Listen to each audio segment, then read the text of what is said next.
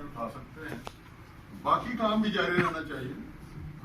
میرا مطلب وہ بھی ٹھیک ہے، احتجاج بھی ہونا چاہیے سارا آپ کے طریقے سے، لیکن یہ بھی کوئی پروفیسر صاحب آپ جیسے کوئی لوگ نکلیں گے، لوگوں کو محبت کی تو چیز ہے نا، وہ بھی تو قریب لاتی ہے.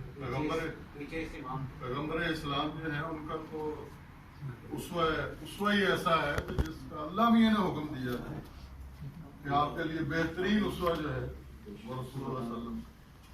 حافظ شفیق الرحمان صاحب جو ہیں وہ ایک بہت ہی چھوٹے سے لفظوں میں ان کا تعارف یہاں پر ملفوف قسم کا لکھا گیا ہے، شورش ثانی. اب پہلی بات تو یہ ہے کہ جو شورش کو جانتے ہیں وہی شورش ثانی کو بھی جان سکتے ہیں. اس لیے اگر آپ لوگوں کو پتا ہو کہ شورش جو ہیں ان کی تحریر کی کیا کاٹ تھی، ان کی تقریر کی کتنی بلندی تھی، دلائل اور برہان سے بڑے بڑے پہاڑوں کو وہ گرا دیتے تھے، اور جب وہ لکھتے تھے تو ان کے لفظ جو ہیں وہ تیروں کی طرح برستے تھے. اور بڑے سے بڑا جو اپنی جگہ پر طاقتور ہوتا تھا، جو اپنے آپ کو خدا سمجھتا تھا، شورش اس کو بھی زیر زمین لے آتے تھے. تو ان کے پرچوں پہ کئی دفعہ پابندی لگی، قید و بند کی صعوبتیں برداشت کرنا پڑی. شورش کے حالات زندگی آخری مراحل میں جو ہے، یہ میں آپ لوگ تو سارے ماشاءاللہ شورش کا شمیری کو جانتے ہوں گے، ان کی کتابیں پڑھی ہوں گی، ان کی نعتیں پڑھی ہوں گی. تو حافظ شفیق الرحمان صاحب جو ہیں ان کو بہت عرصہ پہلے جو ہے روزنامہ دن میں بھی کالم لکھتا تھا لاہور میں، اور یہ بھی لکھتا تھا. اور حافظ صاحب پر بڑے دباؤ آئے. سچی بات یہ ہے کہ ہم تو دنیا دار لوگ ہیں، ہم تو دباؤ وغیرہ کچھ برداشت کر لیتے تھے، لیکن حافظ صاحب جو ہے وہ اپنے قلم کو شمشیر بنا کر باقاعدہ جو ہے وہ حملہ آور ہوتے تھے اسلام اور پاکستان کے دشمن. جو کام انہوں نے اس وقت شروع کیا تھا وہ آج بھی ان کا جاری و ساری ہے. اور لوگ بدل گئے، زمانہ بدل گیا، لیکن حافظ شفیق الرحمان جو ہیں انہی بنیادوں پر آج بھی آگے بڑھ رہے ہیں. اگرچہ آج کل ان کے فیس بک پہ تبصروں سے مجھے شدید اختلاف ہے، اور لیکن یہ ہے کہ اس کے پیچھے کوئی یقین، یعنی حافظ شفیق الرحمان کے اوپر آپ یہ نہیں الزام لگا سکتے کہ یہ کسی حکمران کی کاسالیسی کر رہے ہیں. یہ ہمیں 100% یقین ہے، لیکن یہ اپنے دل کی بات جو ہے وہ لکھ دیتے ہیں. اور دل کی بات ان کی، میں نے کہا کہ میں نے ان کی جتنی تحریریں پڑھی ان میں ایک ہی بات ہے بس، سب سے پہلے اسلام، عشق رسالت صلی اللہ علیہ وسلم، اور یہ ملک اور یہ دھرتی. میں نے کم لوگ دیکھے ہیں جنہوں نے کسی حکمران کے تلوے چاٹے ہوں، تلوے نہ چاٹے ہوں، اور اس کی کوئی نیک نامی ہوئی ہو، وہ کوئی شہرت کی کسی آسمان پر ستارہ بن کر چمکا ہو. لیکن حافظ شفیق الرحمان صاحب جو ہیں، میں ان کے بارے میں بالکل دعوے سے کہہ سکتا ہوں کہ حافظ صاحب چیف ایڈیٹر کے ساتھ بھی لڑ جاتے ہیں، حافظ صاحب مشرف کے ساتھ بھی لڑ جاتے ہیں. حافظ صاحب جو ہیں وہ ماشاءاللہ بڑے سے بڑا شریف خاندان کا بھی انہوں نے تیا پانچا کیا ہے، اور ہمیں امید ہے کہ کل عمران خان کا بھی تیا پانچا کرے گے یہ. لیکن فی الحال جو ہے اچھا، تو یہ ان کا تعارف جو ہے، یہ بانی چیئرمین ورلڈ کالمسٹ کلب، انہوں نے سب سے پہلے یہ اس کی بنیاد ڈالی. یعنی کالم نگار جو تھے وہ اپنے قلم، اپنی ذاتی طور پہ تو وہ مشہور اور معروف رہتے تھے، لیکن ان کی کوئی ایسے کالمسٹ آواز بھی نہیں تھی، اور ان کی تربیت کا بھی کوئی ذریعہ نہیں تھا. تو حافظ صاحب نے اس پلیٹ فارم سے ماشاءاللہ بہت نئے لوگوں کو لکھنا سکھایا، بولنا سکھایا ہے. اور پاکستان بھر کے جتنے کالم نگار تھے، آپ حیران ہوں گے، اگر آپ 10 سال پہلے چلے جائیں تو آپ کو کالم نگار چند گنے چنے ملتے تھے. آپ آج 10 سال بعد اردو اخبارات میں دیکھیں، سارے جو ریگولر چھپتے ہیں. تو میں سمجھتا ہوں کہ لوگوں کو لکھنے کی طرف لانا اور باقاعدگی سے لکھنے کا سلیقہ سکھانا، اس میں ورلڈ کالمسٹ کلب جو ہے اس کا بھی بڑا حصہ ہے اور حافظ صاحب کا بھی بہت بڑا کنٹریبیوشن ہے. آج ہم کہہ سکتے ہیں کہ اردو کا دامن اچھے لکھاریوں سے تہی نہیں ہے اور بہت سے لکھاری جو ہیں وہ حافظ شفیق الرحمان صاحب کی طرز پہ لکھنا شروع ہو گئے. یہ کسی کی شخصیت کا سب سے بڑا اعزاز ہوتا ہے کہ اس کی زندگی میں ہی اس کو فالو کرنے والے شاگرد ہیں. تو مجھے دکھ ہے کہ میں ان کا شاگرد نہیں بن سکا, لیکن بطور انسان جو ہے یہ واقعی شفیق بھی صابر ہیں, قناعت پسند ہیں. مطلب ان میں وہ خوبیاں ہیں جو ہم پرانے لوگوں میں سنا اور پڑھا کرتے تھے. اسی لیے انہیں کسی نے شور سے ثانی کہا اور پھر لوگوں نے ان کے نام کے ساتھ شور کے ساتھ.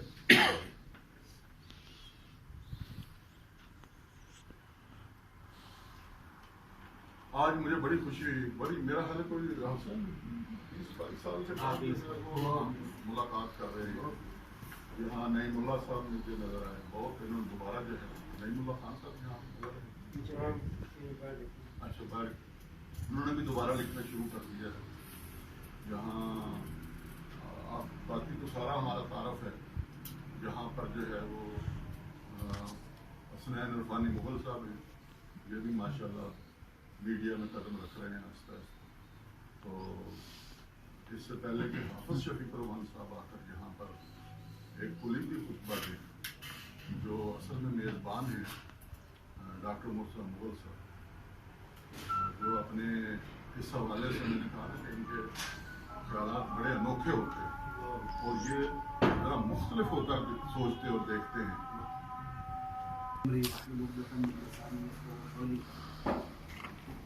آج کرونا کے باعث تھوڑے سے لوگ کم ہیں, ادروائز یہ حال کھچا بھرا ہوتا ہے. کرونا بہت زیادہ چل پڑا ہے. میں بہت مشکور ہوں اپنے بزرگ, اپنے دوست پروفیسر مسعود اختر ہزاروی صاحب کا. ہزاروی صاحب آپ سن سکتے ہیں مجھے؟ جی اچھا. پروفیسر ہزاروی صاحب اس وقت لیوٹن میں ایک کمیونٹی سینٹر بہت شاندار طریقے سے چلا رہے ہیں لندن میں, اور اس وقت لندن سے ہمارے ساتھ ہیں. اور ان کے بیٹے کی کاوش ہے, مجھے تو یہ کمپیوٹر آتا نہیں کھیلنا, اور ہمارے پاس عامر جاوید ہیں. ان دونوں کا کوئی مشترکہ یہ جہاد ہے کہ ہم اس وقت فیس بک پہ بتایا جا رہا ہے کہ لائیو جا رہے ہیں, آپ کی محفل پوری لائیو جاری ہے. پروفیسر ہزاروی صاحب جو ہیں وہ پاکستان میں تو خیر الناس من ینفع الناس کی مثال, اور الخلق و عیال اللہ, جو اللہ کے نزدیک سب سے اچھا وہ ہے جو اللہ کی مخلوق سے سب سے زیادہ پیار کرتا ہو. تو یہ نارتھ میں کے پی میں غالباً انہوں نے کو 1000 بچوں کے لیے مجھے بتایا گیا 1000 بچوں کے لیے انہوں نے درس قائم کیا, جہاں کھانا پینا یہ وہ رہائش سب ماشاءاللہ یہ کرتے ہیں, اور سال میں تشریف لاتے ہیں اور یہاں اس کی خدمت کرتے ہیں. ان کا بیٹا بھی غالباً یہاں آج تک ہے, وہ بھی اسی کی دیکھ بھال کرتا ہے. آپ ڈائریکٹر ہیں educational and cultural centre Luton London کے, آپ چیئرمین ہیں قبا ٹرسٹ یو کے کے, آپ ڈائریکٹر ہیں تکبیر ٹی وی کے جو کہ یو کے کا ایک معروف چینل ہے, اور آپ بہت معروف کالمسٹ ہیں. آپ جنگ کے لیے بھی لکھتے رہے ہیں, ڈیلی جنگ کے لیے بھی, اور روزنامہ اوصاف کے لیے بھی آپ لکھتے ہیں, اور پاکستان میں فلاحی کاموں میں بڑھ چڑھ کے حصہ لیتے ہیں, اور یو کے میں ان کی ماشاءاللہ بڑی دھاگ ہے. ہم نے ان کو درخواست کی تھی کہ ہم اس طرح سے ایک پروگرام کرتے ہیں تو اس کو سیمینار کو ہم ویبینار پہ تھوڑا سا کنورٹ کرنے کی کوشش کریں گے, تو آپ تشریف لائے ہیں. آج میں تو ان کی نیابت میں میں نیابت میں یہاں بیٹھا ہوں. اصل میں آج ہماری صدارت وہ وہاں سے ہمیں لائیو ہو کے وہ کر رہے ہیں, اور صدارتی خطبہ بھی پروفیسر مسعود اختر ہزاروی صاحب دیں گے. اور جب آپ تشریف لائیں گے پروفیسر صاحب پاکستان میں, تو ہم آپ کو براہ راست بھی یہاں بھی بلائیں گے, اور ہمارے مختلف فورمز ہیں جیسے ایف پی سی سی آئی کی ایک کمیٹی کا میں چیئرمین ہوں, وہاں بھی لوگوں سے میں نے آپ کا بتایا ہے, وہاں بھی آپ انشاءاللہ ہوں گے. ہمارا ایک ادارہ ہے پاکستان اکانومی واچ, وہاں بھی آپ تشریف لائیں گے. آج آپ بیداری فکر فورم کے مہمان ہیں, جو کہ ہم مشترکہ طور پہ قلم کارواں اور ہم کرتے ہیں. قلم کارواں میں ہمارے ڈاکٹر ساجد خاکوانی صاحب ہیں جو کہ بڑا کام کرتے ہیں, اور ہمارے پاس کالمسٹ ہیں میر افسر امان صاحب جو اس کے سیکرٹری جنرل ہیں. تو یہ تھوڑا سا جو مجھے معلوم چلا میں ان کے بارے میں بتایا. باقی جب وہ آپ بات کریں گے تو تھوڑا سا اپنے بارے میں جو بات رہ گئے ہوں وہ پروفیسر صاحب آپ خود بھی بیان کریں گے. تو آپ ہمارے ساتھ ہیں, ہم آپ کے بہت مشکور ہیں.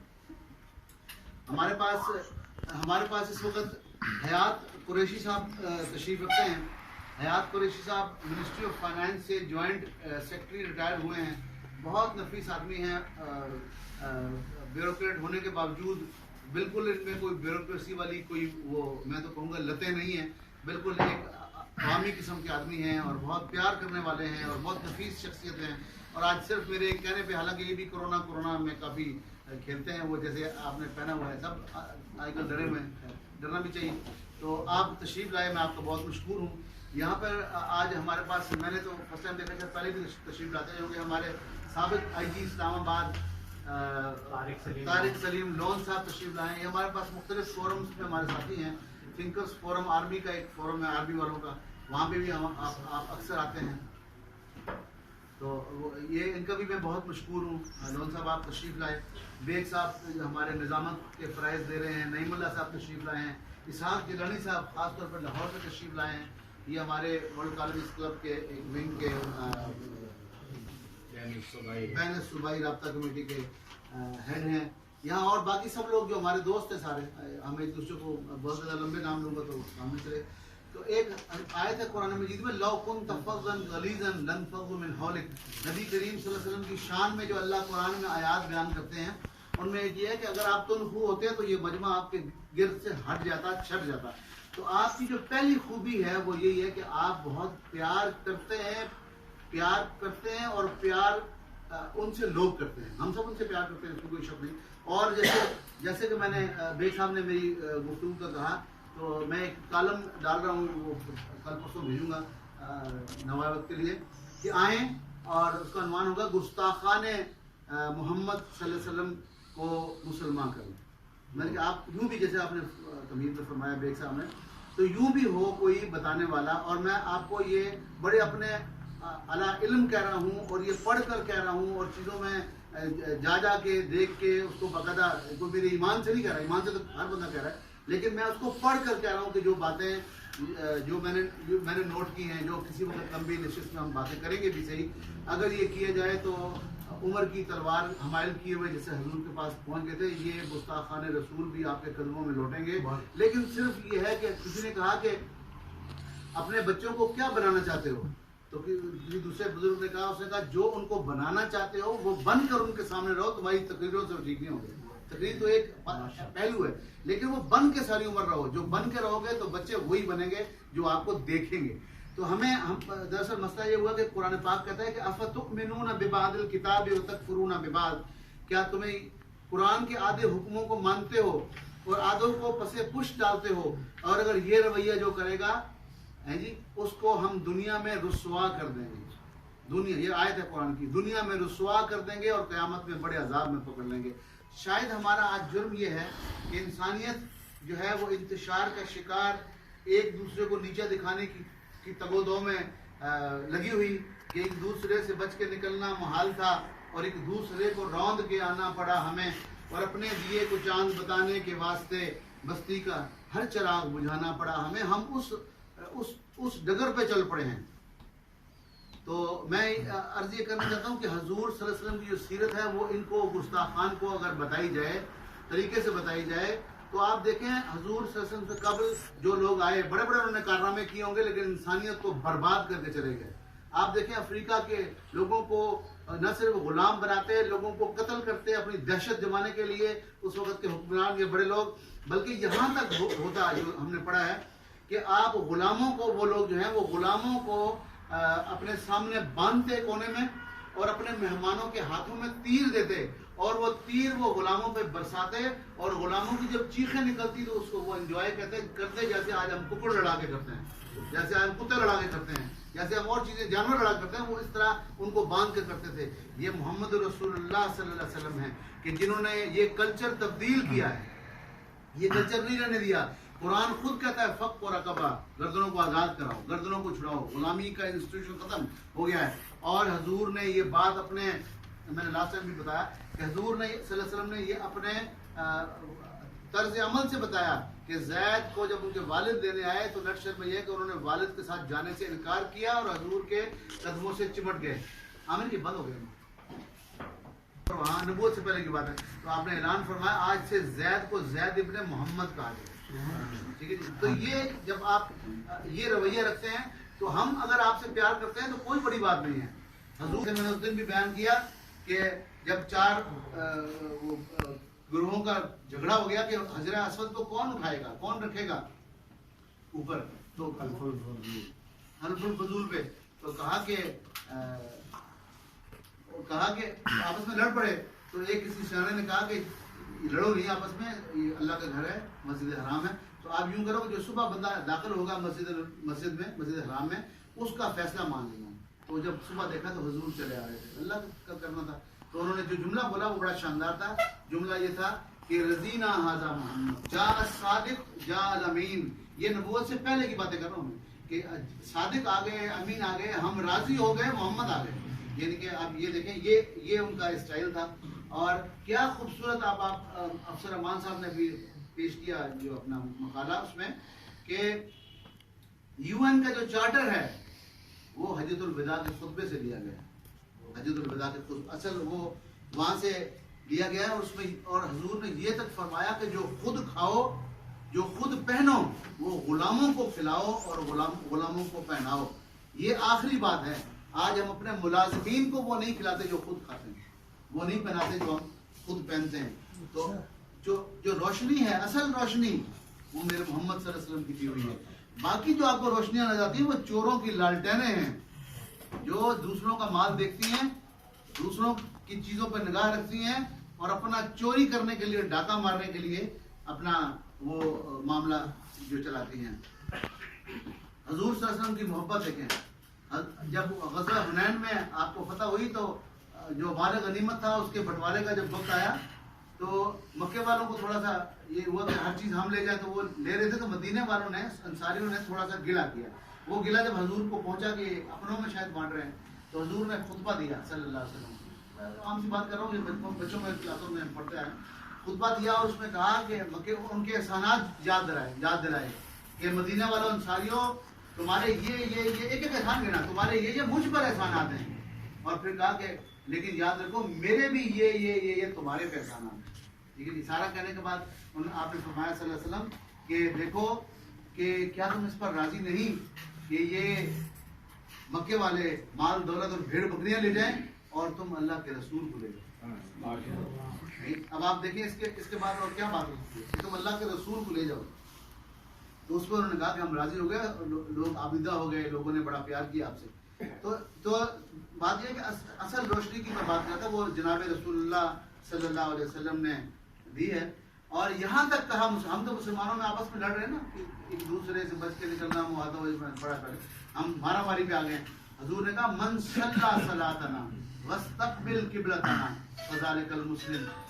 جو ہماری طرح کی نماز پڑھے, جو ہماری طرح کے قبلے کی پیروی کرے, وہ مسلمان ہے. اور جو مسلمان ہے اس کی جان و مال اور عزت و آبرو دوسرے مسلمان پر حرام ہے. ہم جس طرح سے لوگوں کو مارتے ہیں, اور کہا کان خلق القرآن ہے جی.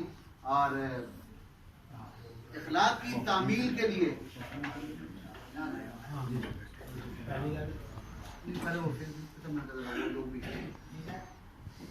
تو کہا کہ اخلاق کی تعمیل کے لیے, آج کا جو عنوان ہے اخلاقیات یا حضور اخلاقیات کی تعمیل کے لیے حضور نے فرمایا میں تشریف لایا ہوں. اور قرآن کہتا ہے قولوا للناس حسنا, لوگوں سے بہترین بات کرو, بات بھی بہترین کرو. اور کہیں کہا کہ راستے کا پتھر ہٹاؤ, نیکی ہے. اور کہیں کہا مسلمان سے مسکرا کر بات کرنا بھی نیکی ہے. اور کہیں سرکار نے فرمایا واللہ لا یؤمن, اللہ کی قسم وہ مومن نہیں, اللہ کی قسم وہ مومن نہیں. 3 دفعہ فرمایا تو صحابہ پریشان ہوئے, کس کو مخاطب کر رہے ہیں؟ آپ نے فرمایا ہر اس شخص کو کہ جو خود تو کھا کر سوئے اور اس کا پڑوسی بھوکا سو جائے.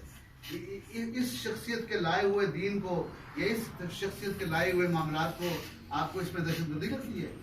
آپ کہہ سکتے ہیں. آپ فرمایا کہ مسلمان نہیں, الخلق و عیال اللہ, مخلوق اللہ کا کنبہ ہے, یعنی کہ مخلوق اللہ کا کنبہ ہے. اور کہا یہ حدیث قدسی ہے کہ اور فردر فرمایا آپ صلی اللہ علیہ وسلم نے, اللہ فرماتا ہے میں اس سے بہت زیادہ پیار کرتا ہوں جو میری مخلوق سے پیار کرتا ہوں. مخلوق سے رگوں میں وہ لہو باقی نہیں ہے, وہ دل وہ آرزو باقی نہیں ہے, نماز و روزہ و قربانی و حج یہ سب باقی ہیں, تو باقی نہیں ہے. اور کسی شاعر نے کہا کہ مخلوق خدا جب کسی مشکل میں پڑی ہو سجدوں میں پڑے رہنا عبادت نہیں ہوتی. قرآن شروع ہی یہاں سے ہوتا ہے کہ واقیم الصلاۃ ومما رزقناہم ينفقون. پہلے سب پھر کرو کہ نماز قائم کرو اور جو رب نے تمہیں دیا ہے اس میں سے خرچ کرو. اگر وہ کہتا تیرے میں سے خرچ کر تو پھر تو بات تھی، لیکن وہ کیا خوبصورت اسٹائل سے قرآن شروع ہوتا ہے کہ جو میں نے ہی تجھے دیا ہے وہ تو دے، میں ثواب بھی دے سکتا ہوں. ایسے بھی بلا دوں گا اور پتہ نہیں کتنے گناہ کر دوں گا اور ثواب بھی دوں گا. کمال کی بات نہیں ہے. خدا کے بندے تو ہیں ہزاروں، بنوں میں پھرتے ہیں مارے مارے، میں اس کا بندہ بنوں گا جس کو خدا کے بندوں سے پیار ہوگا. اور کہا کہ منزل تیری تلاش میں بھٹکے کی در بدر، خلق خدا کی راہ سے روڑے ہٹا کے دے. اور الٹی چال چلتے ہیں یہ دیوانگان عشق. وہ رشوت دے کے مزے کر رہا ہے، یہ لٹا کے مزے کر رہا ہے جی. وہ 2 نمبری میں مزے کر رہا ہے، بدکاری میں مزے کر رہا ہے، یہ پاک بازی میں مزے لے رہا ہے. تو اس طرح سے ہمارے پاس حافظ صاحب موجود ہیں، فردر آپ زیادہ اس پہ روشنی ڈالیں گے. تو انسان کا جو خالق، وہ میں کہتا کہ منزل تیری تلاش میں بھٹکے کی در بدر، خلق خدا کی راہ سے روڑے ہٹا کے دیکھ. تو اخلاق پہ بات ہو رہی تھی. انسان خالق اور اس کی مخلوق کے متعلق اپنے عمل کو پاکیزہ کر لے تو یہی جو ہے وہ اخلاقیات ہیں. کہا انما بعثت لاتم صالح الاخلاق، میں صالح اخلاق کو مکمل کرنے کے لیے آیا ہوں. اور آپ نے فرمایا صلی اللہ علیہ وسلم کہ اچھے اخلاق والے مجھے بہت محبوب ہیں. اور کہا کہ قرآن کہتا ہے ہر جمعے کا آخری خطبہ ہے، ہر جمعے کے خطبے میں آخری آیت یہ ہوتی ہے قرآن کی، ان اللہ یامر بالعدل والاحسان وایتاء ذی القربى. ہاں جی، اللہ تمہیں حکم دیتا ہے عدل کرنے کا، اور یقین کریں آپ کو اگر عدل کا نظام نافذ کر دیں تو سارے معاملات سیٹ ہو جائیں گے، سارے معاملات 1 to all.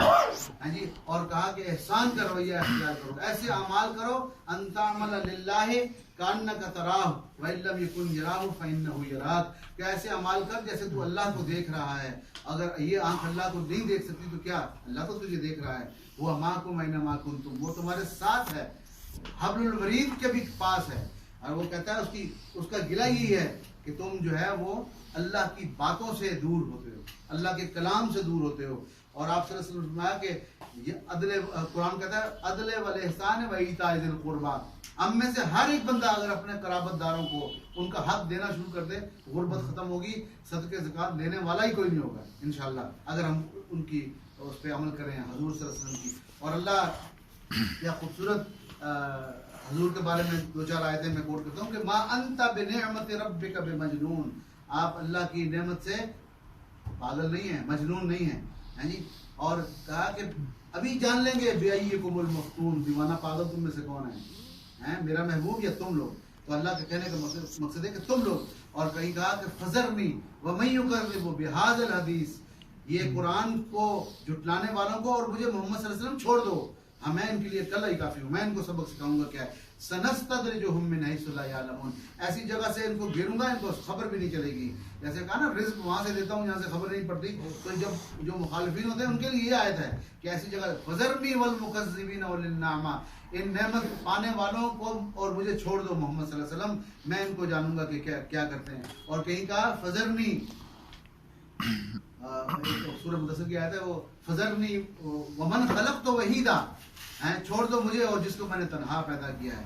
ہاں جی، اور سورہ حجرات یوں شروع ہوتی ہے کہ لا ترفعوا یا ایھا الذین آمنوا کہہ کے مخاطب کیا ہے کہ لا ترفعوا اصواتکم فوق صوت النبی، اے مسلمانوں، اے مومنوں. کیا آیت ہے کہ میرے نبی کی بات سے بات بلند نہ کرنا، آواز بلند نہ کرنا. یا ایھا الذین آمنوا لا تقدموا بین یدی اللہ ورسولہ، اللہ اور اس کے رسول سے آگے قدم بڑھانے کی کوشش نہ کرنا، ورنہ ان تحبط اعمالکم وانتم لا تشعرون، میں تمہارے سارے نیک اعمال بھی حبط کر لوں گا اور تمہیں معلوم بھی نہیں چلے گا. آگے معلوم بھی نہیں چلے گا.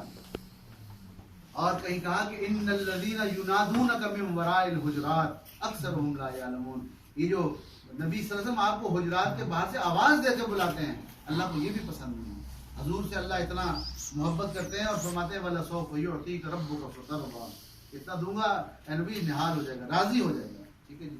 اور کہیں کہا أَرَأَيْتَ الَّذِي يَنْهَىٰ عَبْدًا إِذَا صَلَّىٰ، ہاں جی، أَرَأَيْتَ إِن كَانَ عَلَى الْهُدَىٰ أَوْ أَمَرَ بِالتَّقْوَىٰ أَلَمْ يَعْلَمْ بِأَنَّ اللَّهَ يَرَىٰ.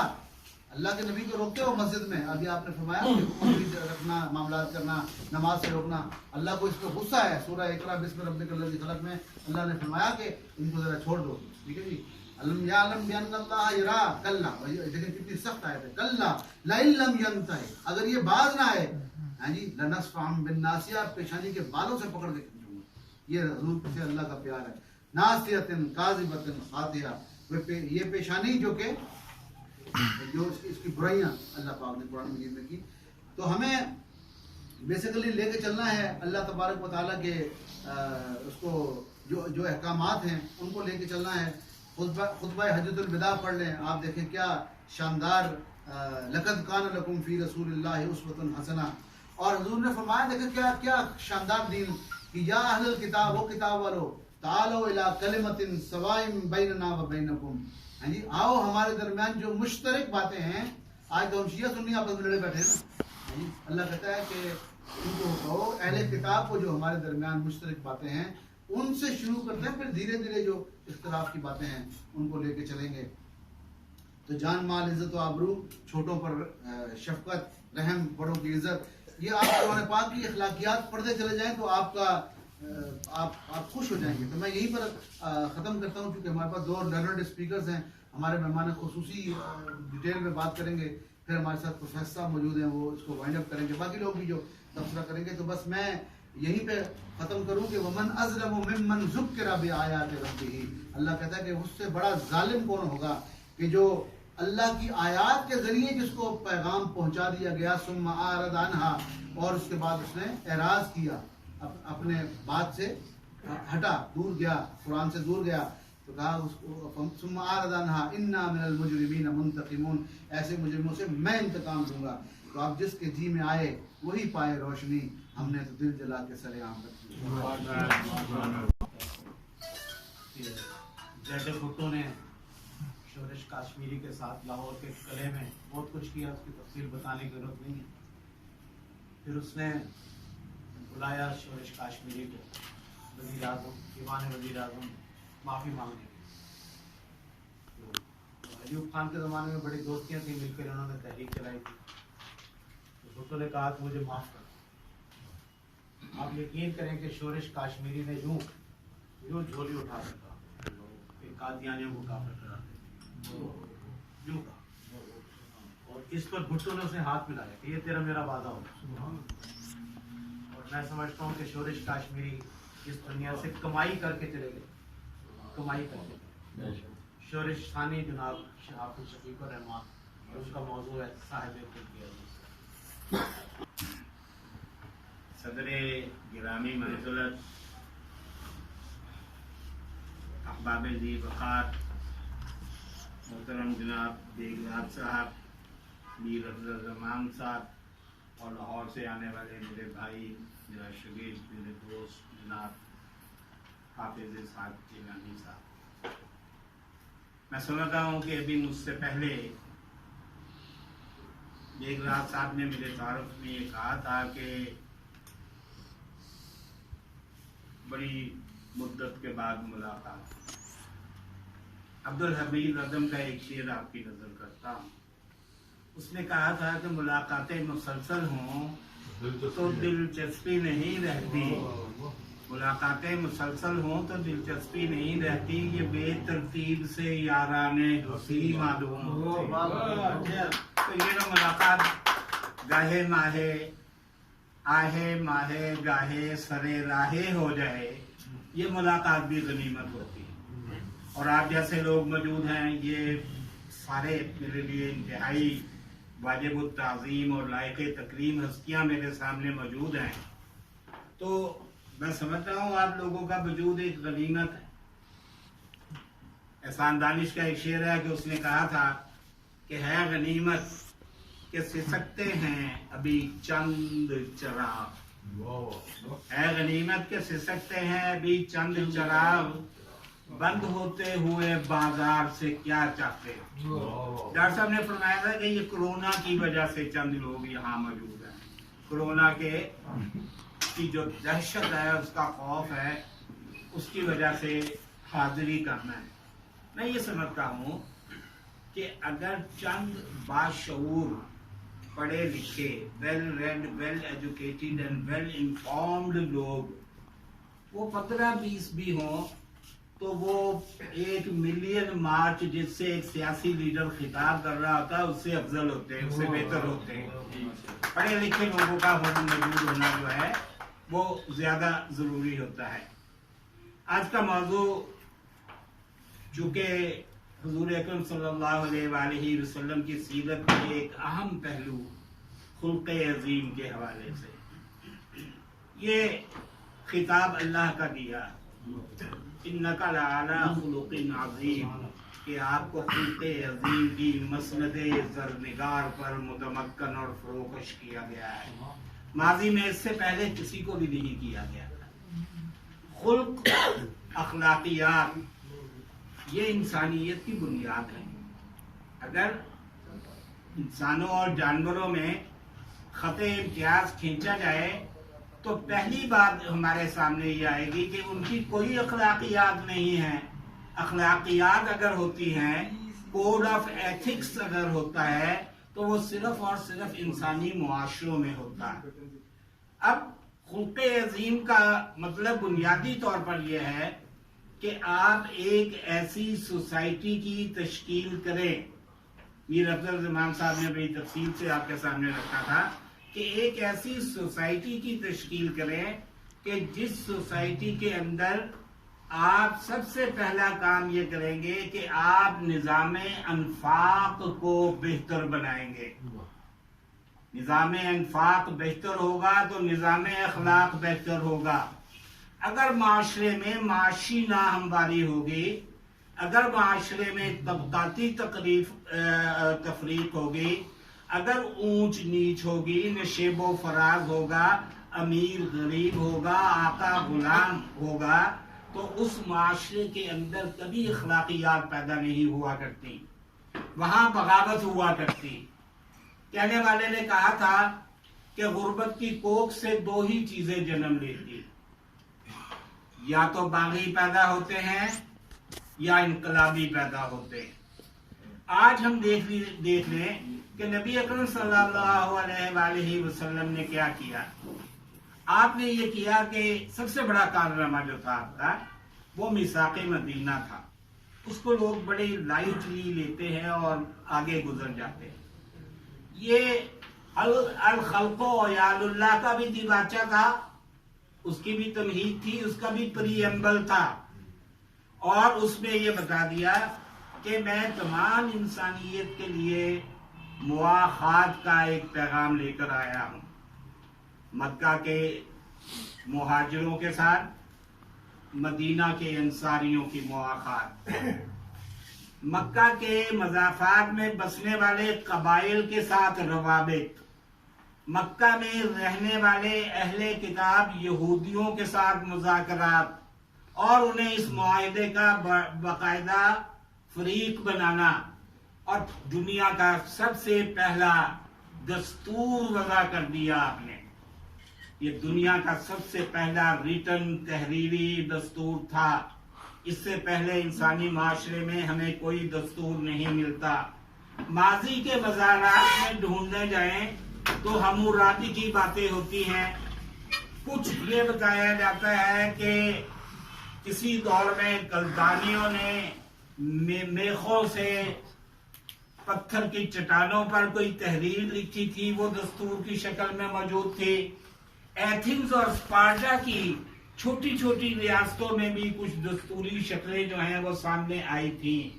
لیکن حضور اکرم صلی اللہ علیہ وسلم نے عالمگیر پیمانے پر، انٹرنیشنل لیول پر، بلکہ یونیورسل لیول پر ایک دستور وضع کیا میثاق مدینہ کی شکل میں، اور انصار اور مہاجرین کے درمیان جو ہے مواخات قائم کی. دستور، لیجسلیشن، کانسٹیٹیوشن بنانا، اس کی طرف تو اس زمانے میں کسی کا دھیان بھی نہیں تھا، خیال بھی نہیں تھا. کسی کے حاشیہ خیال میں بھی بات نہیں تھی کہ انسانوں کو کسی ایک ضابطے کا، کسی ایک قانون کا، کسی ایک دستور کا پابند کیا جا سکتا ہے. یورپ میں اس کے 1000 سال بعد जाके किंग जॉन का मैग्ना कार्टा आया, फिर उसके 200-300 साल बाद बिल ऑफ राइट्स आया, और फिर 1948 में यूएनओ का बेसिक ह्यूमन राइट्स चार्टर आया। 2000 साल तारीख में भी जब मुआखात मदीना में कायम हो रही थी, अंसार और मुहाजिर एक दूसरे के लिए ईसार कर रहे थे, अमीर और गरीब की तफरीक जो है मिटाई जा रही थी, गुलामी के निज़ाम का इंसदाद किया जा रहा था, तो उस वक्त हुजूर अकरम सल्लल्लाहु अलैहि वसल्लम कायनात के सामने एक पैगाम ये रख रहे थे कि देखो ये दौलत की नाहमवार तकसीम ख़त्म करो। इस जानिब कोई हमारे यहाँ अमूमी तौर पर बात नहीं की जाती। मक्की सूरतें उठाकर देख ले, सीरत के हवाले से जितनी हुजूर अकरम सल्लल्लाहु अलैहि वसल्लम की शान अक़दस के हवाले से जितनी आयात थी वो कोट कर दी हैं डॉक्टर मुर्तज़ा मुग़ल साहब ने। अब इंफाक का जब ये निज़ाम आया और मक्की सूरतें आप उठाकर देख लें, वहां पर भी हमें यही हुक्म दिया जाता। मक्की सूरतों में है अल्हाकुमुत तकासुर हत्ता ज़ुरतुमुल मकाबिर, ये कसरत ज़र की ख्वाहिश ने, ये ऑफशोर कंपनियां बनाने की ख्वाहिश ने, ये एफसीज अकाउंट्स बनाने की, फॉरेन करेंसी अकाउंट्स बनाने की ख्वाहिश ने, ये ज़रो सीम जमा करने की ख्वाहिश ने, दिरहम और दिनार के अंबार लगाने की ख्वाहिश ने, ये कलाई महल्लात बनाने की ख्वाहिश ने, ये चांदी की दीवारें खड़ी करने की ख्वाहिश ने तुम्हें कब्र की दहाने तक पहुंचा दिया। और तुम ये समझते हो कि ये दौलत तुम्हारे पास हमेशा रहने वाली, ये जो कसरत ज़र की ख्वाहिश है, इसको मक्का ही से तरबियत दी जा रही थी कि इसको खत्म करना। फिर मक्का में जो लोग हुजूर अकरम सल्लल्लाहु अलैहि वसल्लम की शान वाला सिफात में गुस्ताखियां कर रहे थे, जो ताने मार रहे थे, जो ऐब चुन रहे थे, जो तंज़ें कर रहे थे, कभी शायर कह रहे थे नौज़ बिल्लाह, कभी काहन कह रहे थे, कभी कुछ कह रहे थे, उन सबको कहा कि इसकी बुनियादी वजह तलाश करो।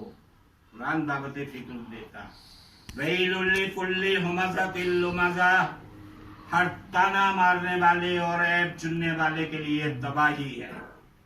ये साइकी, ये टेम्परामेंट, ये इंस्टिंक्ट कब पैदा होती है कि इंसान दूसरे को ताना मारता है या उसका ऐब चुनता है?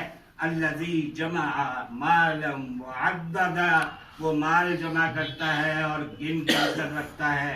यहसबु अन्ना मालहु अखलदा, और वो गुमान करता है कि उसका ये माल हमेशा उसी के पास रहेगा। कुरान कारून का वाकया पेश करता है, फखसफना बिहिल अर्द, और फिर बताता है कि हमने उसको खजाने समेत जमीन में दफन कर दिया। ये बलाल से आया हुआ, हबश से आया हुआ बलाल है, ये रोम से आए हुए सहेब हैं, ये ईरान से पर्शिया से आए हुए हजरत सलमान हैं। ये सारे गरीब लोग हैं, ये हैव नॉट क्लासेस के लोग हैं। हैव क्लास और हैव नॉट क्लास के दरमियान जो ब्रिज है उसको कायम करना था। वो कैसे था कि आप इंफाक करें। अल्लज़ीना युनफ़िक़ूना फ़ी सबीलिल्लाह कमसली हब्बतिन अंबतत सबअ सनाबिल फ़ी कुल्लि सुंबुलतिन मिअतु हब्बा, कि अल्लाह के रास्ते में अपने माल को खर्च करो। तो जो माल जमा करने वाले उनको कहा वल्लज़ीना यकनिज़ूना ज़हबा वल फ़िद्दा वला युनफ़िक़ूनहा फ़ी सबीलिल्लाह फबश्शिरहुम बिअज़ाबिन अलीम, और वो लोग जो सोना चांदी जमा करते हैं, डॉलर और यूरोज और फ्रांस और लीराज, दिरहम और दिनार जमा करते हैं, बस सुन ले, वल्लज़ीना यकनिज़ूना ज़हबा वल फ़िद्दा वला युनफ़िक़ूनहा फ़ी सबीलिल्लाह, और अगर तुम इसे अल्लाह के रास्ते में खर्च नहीं करते, अल्लाह के रास्ते में कुछ कोल कासा और प्याला लेकर नहीं खड़ा तुमसे मांग रहा, यानी अगर तुम उसे मखलूक खुदा के लिए खर्च नहीं करते, फबश्शिरहुम बिअज़ाबिन अलीम, तो उसे दर्दनाक अज़ाब की खुशखबरी सुना दें। यौम युहमा अलैहा फी नारे जहन्नम, ये सारा मालो ज़र जो है ये जहन्नम में डाला जाएगा, इससे दाल दी जाएंगी, और फिर क्या कहा जाएगा? ज़ूक़ू, अब चखो मजा, मैं कुंतुम तकनीज़ून, तुम जो जमा किया करते थे। اب صفا کی پہاڑی پہ جو لا الہ کا پیغام تھا وہ پیغام کیا تھا؟ صرف اللہ الہ ہے، قبیلہ الہ نہیں ہے۔ اخلاقیات پیدا تب نہیں ہوتی جب عصبیتیں موجود ہوتی ہیں، جب تعصبات پیدا ہوتے ہیں، جب ذات پات اور برادری کی بنیاد پر انسانوں کو آپ دانہ در دانہ بانٹتے ہیں، خانہ در خانہ بانٹتے ہیں، شاخ در شاخ بانٹتے ہیں، کاخ در کاخ بانٹتے ہیں، اکائی در اکائی بانٹتے ہیں، تو اس موقع پر پھر اس بات کا پیغام دینا کہ دیکھو یہ بنو ہاشم، یہ قبیلہ، یہ تمہارا الہ نہیں ہے، اس کی پوجا نہیں کرنی۔ یہ بنو قریظہ یہ تمہارے الہ نہیں ہے، یہ مکہ کا سردار تمہارا الہ نہیں ہے، قبیلے کا سردار تمہارا الہ نہیں ہے، الا اللہ، مگر اللہ ہے۔ اب نبی اکرم صلی اللہ علیہ وسلم کا خلق عظیم دیکھیے، فتوحات ہو جاتی ہے۔ میر افضل زمان صاحب ساری وہ تفصیلات اور مندرجات چکے بیان کر چکے ہیں۔ فتح مکہ ہو جاتا ہے۔ ڈاکٹر حمید اللہ فرانس کے بہت بڑے اسکالر ہیں، انہوں نے ایک تو میثاق مدینہ کے بارے میں تحقیق کی اور ریسرچ کی اور بتایا کہ میثاق مدینہ کے 62 آرٹیکلز ہیں، 62 آرٹیکلز ہیں میثاق مدینہ کے۔ ہمارے ہاں ڈاکٹر طاہر القادری کی بھی ایک ریسرچ موجود ہے۔ دیکھیں سیاسی اختلاف اپنی جگہ پر لوگوں کو ہو سکتا ہے، مجھے بھی ہے، لیکن جو تحقیقی کام کسی عالم نے کیا ہے یا کسی اسکالر نے کیا ہے ہمیں اسے تسلیم کرنا چاہیے۔ تو میثاق مدینہ بنیاد تھی خلق عظیم کی بنیاد پر ایک سٹیٹ قائم کرنے کی۔ اب وہ سٹیٹ قائم ہو گئی۔ اب اندازہ لگائیے 12 سال 10 مہینے اور 23 دن حضور اکرم صلی اللہ علیہ وسلم نے شبانہ روز مکہ میں تبلیغ کی ہے۔ یہ اعداد و شمار جو میں بیان کر رہا ہوں یہ بھی ڈاکٹر سر حمید اللہ کے ہیں، سر میں کر رہا ہوں۔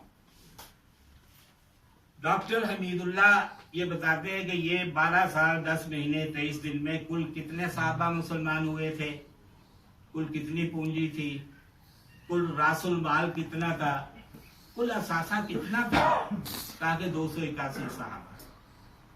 مبلغ اعظم پیغمبر اعظم کی تبلیغ کے نتیجے میں مکہ میں صرف اور صرف 281 صحابہ اسلام لائے تھے، اور اس کے بعد ہجرت کا حکم ہو گیا، چلے گئے مدینہ طیبہ میں۔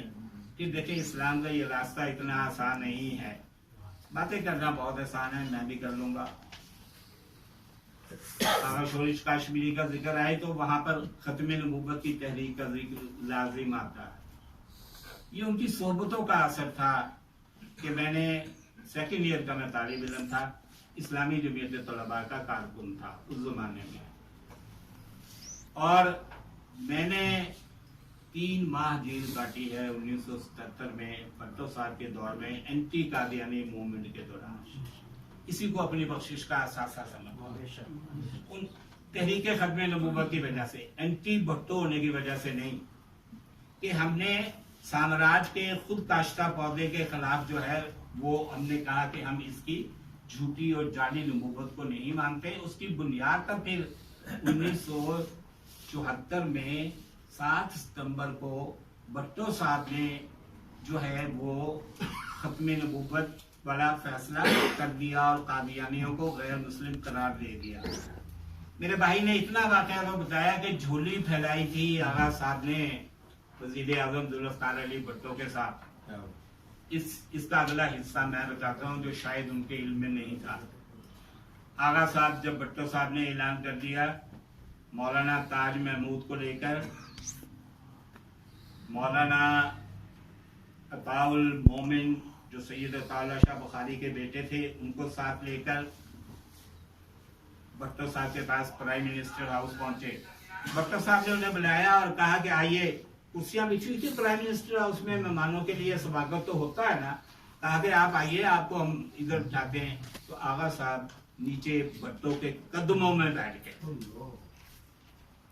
اور کہا کہ تم نے اتنا بڑا کارنامہ انجام دیا ہے، کہ پاکستان کی تاریخ میں ایک گورنر جنرل جو تہجد گزار بھی تھا، 5 وقتہ نمازی بھی تھا، اس کے دور میں کرفیو لگا اور ہزاروں جو پرستارانے شمع ختم نبوت ہیں ان کے لاشیں بچھے اور سڑکیں گلنار ہو گئیں ختم نبوت کے غازیوں کے اس سے۔